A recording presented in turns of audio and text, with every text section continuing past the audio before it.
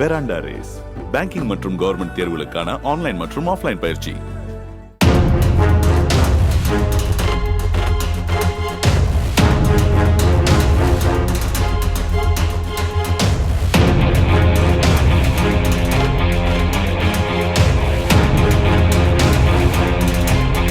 திருப்பூர் மாவட்டம் நல்லூரில் வாரிசு சான்றிதழ் வழங்க காய்கறி வியாபாரியிடமிருந்து 2000 ரூபாய் லஞ்சம் பெற்ற பெண் வருவாய் ஆய்வாளர் மைதிலி என்பவரை லஞ்ச ஒழிப்புத்துறை போலீசார் கைது செய்தனர்.